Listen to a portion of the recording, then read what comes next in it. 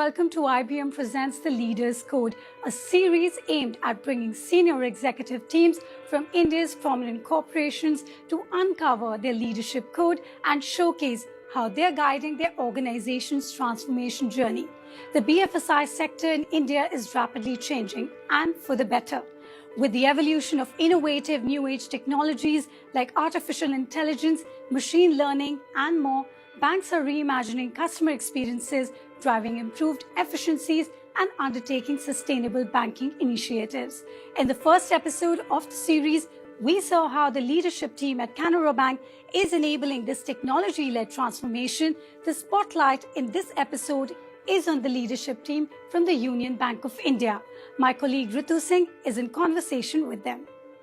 Let me welcome the senior leaders from Union Bank of India and technology expert IBM as well on this panel, starting with Mr. Sandeep Patel, the Managing Director at IBM India, Mr. Ritu Singh, Executive Director at Union Bank of India, Rajiv Mishra, Chief General Manager, IT at Union Bank, Nitesh Ranjan, Executive Director at Union Bank of India, and Anil Kuril, Chief Technology Officer at Union Bank of India. Mr. Ranjan, let me begin with you because it's a rapidly changing environment for the banking industry. How has it evolved over time, and what role is technology playing in this evolution, and how do you put all this together to chart your vision for Union Bank of India? Today, the banking sector is evolving with the support of the technology. But before that, let me tell you that India today overall is in a very sweet spot. So if we look at some of the trends which is shaping this, the first itself is the initiatives which are being taken by the government of India. Whether we talk of the National Infrastructure Pipeline, National Monetization Pipeline, Gati Shakti. And simultaneously, if you look at how the government and the regulators have been shaping for the new level of growth in the economy, particularly on the entire India digital stack, whether it is Aadhaar, UPI, account aggregator, now getting into OCEN and ONDC world, a lot of transformation is happening. Another trend which is going to influence banking is about the customer preference, which is shifting very, very fast, along with the new set of customers from the millennials and Gen Z generation as coming. And their expectations are quite different because they are experiencing a different level of service delivery in the different platforms, whether it is into pharma or the FMCG segment. And today, they are expecting the similar, that what we call the Amazon kind of experience with in banking well. Also. Yeah. So that's a key challenge, but also a great opportunity for the banks. If we look at India's $5 trillion economy goal, the $3 trillion is itself coming from the digital economy. So that's how the entire banking and digital are intertwined. So today in the Union Bank of India, we have set for ourselves very ambitious goal of reaching 1% of ROA, 40% of CASA, becoming among the top 3 PSBs over the next 2-3 years. And for that, we have created right enablers, right from onboarding the customers, the service delivery, and the monitoring and collection system.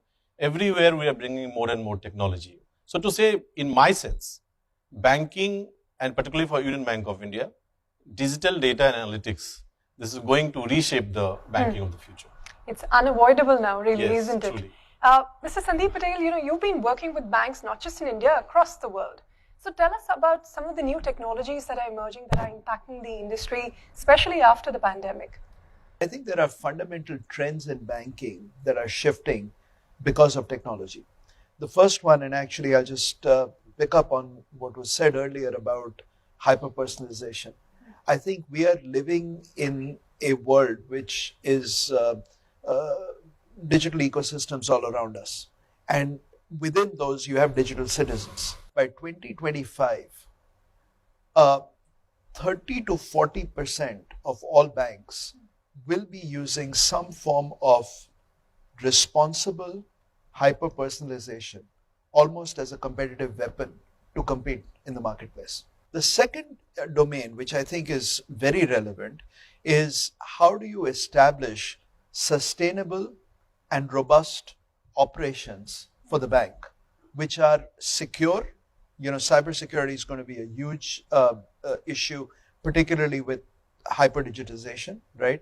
But having robust operations where you are actually using technologies like artificial intelligence, automation, and others to build operations that are agile enough to shift business models depending on how the market is evolving.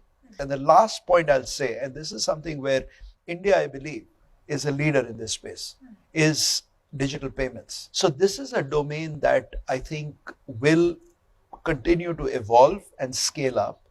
And this is an area which India actually has an opportunity to continue to sort of march ahead with its leadership position and really scale this whole domain. So let me hyper-personalize this next question. We've been speaking about technology a lot. What are you at Union Bank of India doing in terms of specific products and offerings? And how do you see them help drive the bank's growth in future? I think Mr. Ranjan alluded to some kind of targets. How is technology helping you achieve those? Today, I can share that out of our total transactions that are happening, 78% of transactions are happening digitally, and 22% transactions in the bank, they are actually happening in the branch network. So before I talk of the specifics, what Union Bank has done in the technology and digital areas, the new products, the new services that have been enabled using the technology, I like to just list them out in the asset side and in the liability side. So in the liability side, if it's an account opening, so SB account today can be opened digitally using the video KYC. Yeah. Somebody can come on my mobile app and do the account opening also digitally. So end-to-end process is digital. When I come to the asset side, in the asset side, we have started end-to-end digital journeys in dispensing credit too. So if it's a Shishu Mudra loan up to 50,000, the prospects are not visiting my branches. So they are able to log on to the process, which is the end-to-end digital, and the account is sanctioned and it is disbursed, money is disbursed to their accounts. Okay, so I'm going to ask Mr. Kuril, since he looks at technology, to tell us a little bit more about some of these digital initiatives and technologies that the bank is implementing and how they're sort of impacting business day to day. When we look at the Union Bank of India, technologies are not implemented only for the technology purpose. Whenever we are implementing any technology, there are basic set of questions we actually ask. And what is the problem statement which we are trying to solve? Will it improve the productivity? Will it improve the ROI? Will it reduce the cost of operation? Will it secure that bank as a whole or the customer per se? Now these are the matrices which we use while deciding on the technology, which technology to be used. Now on the one set, before deploying the technology, we are evaluating the technology, and once we are satisfied with that part, then we are deploying it. Now looking at the Union Bank of India, since we have a entire gamut of customer which is ranging from the rural to the Gen Z customer. Now this kind of a bank which we are having, now all this segment we have to serve it. Now in order to serve this customer, you need a broad range of a technology which need to be put in place. Now looking at the strategy which we have adopted, that is, so as a bank we have, there are basic tenets which we have adopted as a part of a digital strategy. One is a digital first, that any product and services which are going to come for Union Bank of India, they have to be first on the digital part of it. Second, the technology which we are putting, whether it is improving the productivity or not. So this is the second part of a tenet. Third part is that will it making the life of a customer easy or not. So these are the basic things for our digital strategy which we have adopted on this part of it. Well, it's time for a quick break. We'll be right back.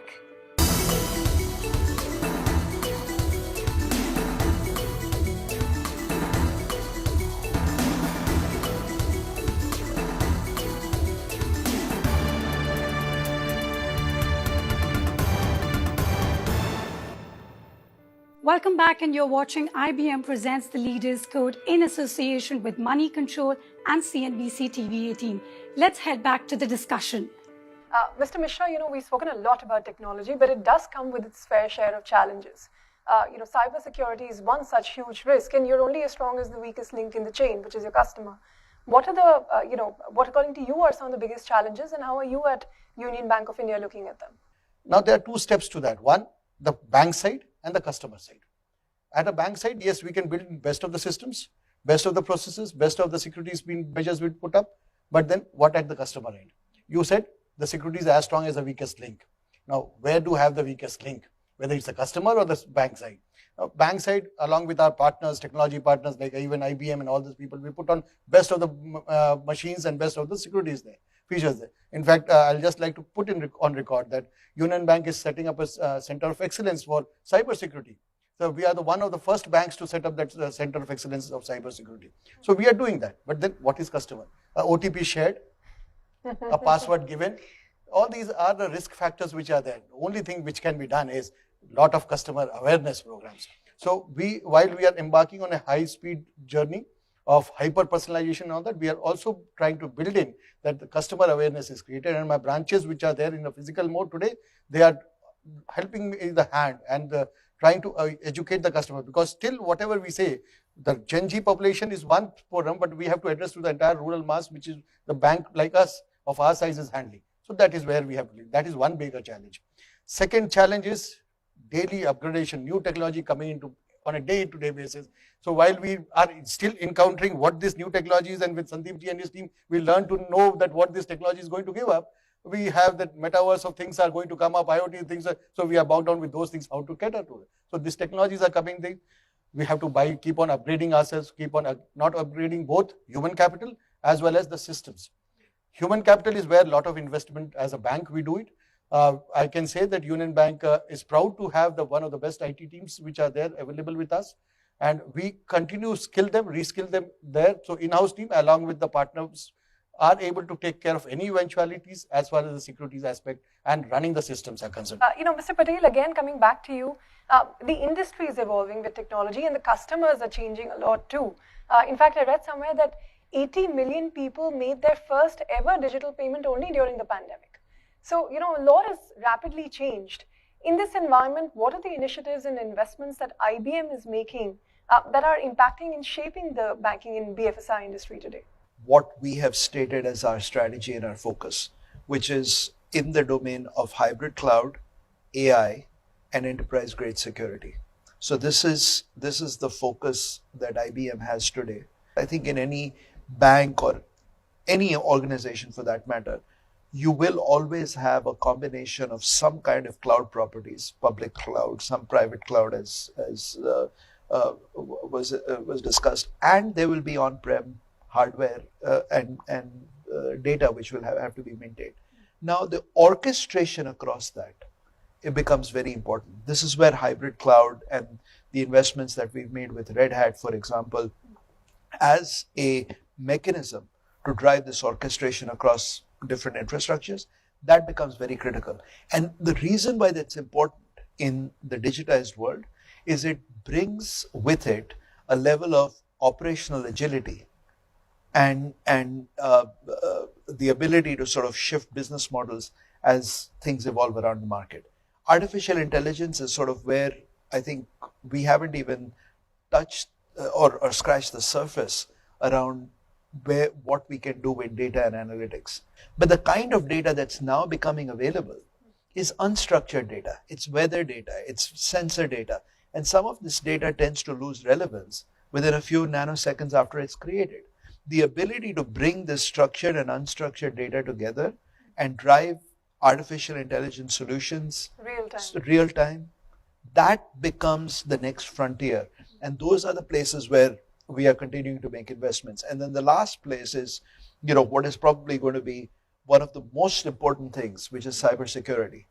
Building a security portfolio, a security software portfolio that actually secures these mission critical systems and applications, and then the ability to sort of run those operations where you have ongoing vigilance and monitoring so that you are keeping your customers' data and the financial data secure.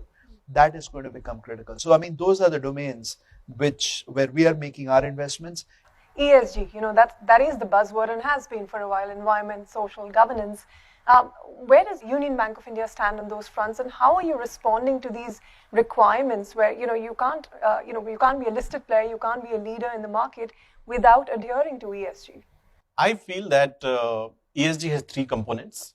One is the awareness. I think currently most of the lending institutions are going through that awareness phase. which will lead to the more and more adoption of the ESG practices and finally the fulfillment of goals.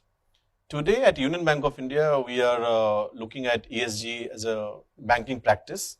So to start with, for the governance level itself, on the board level, we have a stakeholder relationship committee. So while discussing that, where this ESG should fit in, whether we should have a separate committee for ESG, the discussion was that actually ESG is not a separate committee, but it is a stakeholder, society as a stakeholder. So we put ESG agenda as a part of the stakeholder relationship committee, and we discuss that quite frequently. Right now, our risk team is engaged into drafting a climate risk policy and After overall the RBI has also come out with a paper. And overall the ESG framework for the bank. But a lot many things we had started doing on the environmental part also. As I said, traditionally, like we had green data center. I don't know for how many years, at least for 5-6 years, we already have green data center. We have rooftop solar ATMs and branches at many places. But anyway, now it is getting more institutionalized.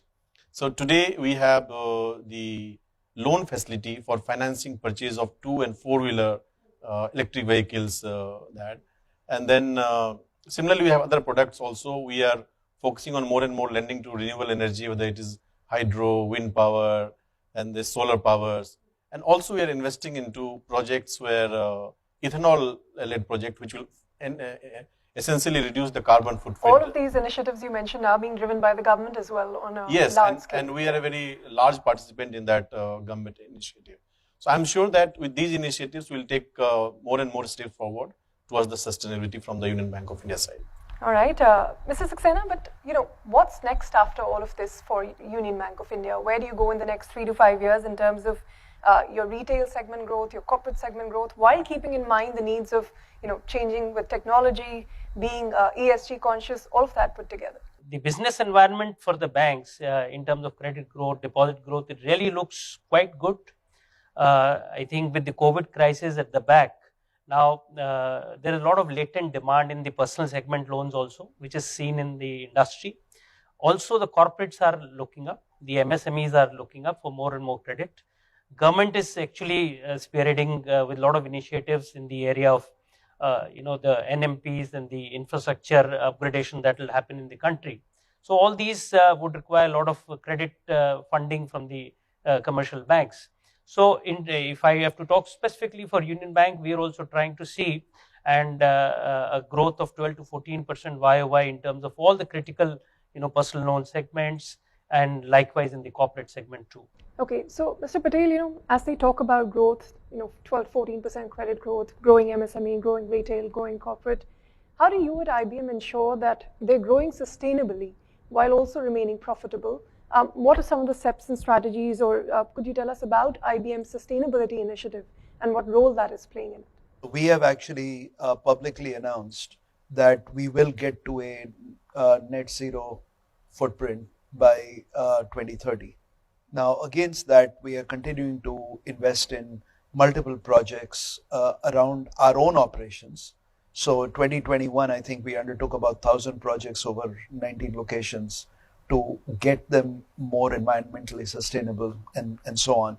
And so that work continues, and our march towards getting to the net zero footprint, that is going to happen. So that's sort of doing it to ourselves and making sure that we as an organization are a sustainable organization, environmentally sustainable organization. The second piece is we are seeing a huge demand in the market for our clients who are trying to go down that same path. And this is where we believe that technology can play a significant role in doing that. So building on technologies and solutions that enable our clients to traverse this path to become environmentally sustainable, that is a huge focus for us. And we have a whole sustainability practice around it. As a matter of fact, earlier this year, we acquired a company called Bfsi, which is a leader in helping with environmental sustainability solutions. And this is something which is now a part of our portfolio that is helping to build solutions that are helping our clients become more environmentally sustainable. All right, Mr. Ranjan, since we began with you, I'll ask you for the closing comments. And, while it's wonderful hearing about technology and sustainability, you're in the business of banking. You give loans, you want them back. So I also wanted to get your thoughts on the asset quality front. now that the economy is opened up, the pandemic is hopefully behind. Are things looking better on that front? And your thoughts? Things are definitely looking much better. In fact, I would have expected a question on growth rather than on the asset quality. But nonetheless, we are very strong on the balance sheet today. So our net NPA ratio is in low single digit. We have more than 85% of provision coverage ratio. Our net NPA to net worth ratio is very strong. We have 250 basis point capital, common equity capital over the regulatory minimum. So balance sheet is very strong. That's why I said that we are full set for a high level of growth in the coming years. All right, Mr. Ranjan, on that positive note, let me wrap this up. I hope our audience and our viewers had good takeaways to take from how Union Bank of India is one of the leader in the industry, is implementing technology to better business, to better profitability, to better customer experience. On that note, all of you gentlemen, Mr. Ranjan, Mr. Kuril, Mr. Patel, as well as Mr. Saxena and Mr. Rajiv Mishra, all of you, thank you very much for your time, and thank you. It was a pleasure speaking with you. Thank you. Joining us now to share her takeaways from the conversation and views on adapting to the digital age and the future of the banking industry is A. Mani Nikhalai, MD and CEO, Union Bank of India. These are indeed challenging times. There are geopolitical risks, inflationary pressures, food security issues, and the ongoing pandemic. Banking, being an integral part of socio-economic framework, will definitely undergo a sea change this decade, be the products, services, systems, or clientele. I feel the immediate key drivers for banking industry will be: 1. Banks have to adopt to the digital age. Going forward, IT infrastructure is to be strengthened as best in class for seamless service. Banks have to maximize STP journeys for assets and liability products. For example, we are looking forward for 50% digital onboarding in the next 3 years through STP. In this direction, we have already established FinTech Innovation Center in Hyderabad. We have also taken initiatives like Metaverse for upgrading the service experience. Likewise, Next-Gen Call Center will also be launched shortly. Secondly, millennials will be deciding the banking of future. They demand comprehensive bouquet of products with minimum submission of documents, have expectation of fast turnaround in delivery of services. Lastly, bottom of the pyramid customers will be an important source of growth for banks. Small ticket, big volume, that we may call sachet banking for digital India, is the future. Further, focused attention on government schemes is required to make this a profit center. Our vision is to be among top 3 public sector banks through 1. Customer centricity. We have been taking many initiatives like connect programs with the millennials, hospitality training to frontline staff, verticalization of credit and deposits. We are also planning to open a startup focused branch in Bangalore shortly. We aim to be best in technology to cater to next generation. Bank is already empaneled 24 fintechs and more are in process. To conclude, technology will be a great equalizer. Connecting the dots seamlessly with various technology is the way forward. One must constantly innovate and upgrade in the fast changing times. We are overcoming our challenges and sense good opportunity for business ahead. Thank you, Ms. Mani Nikhalai, for sharing such pertinent views on the future of the banking industry. Well, that's all the time we have for you today. Thank you for watching and take care.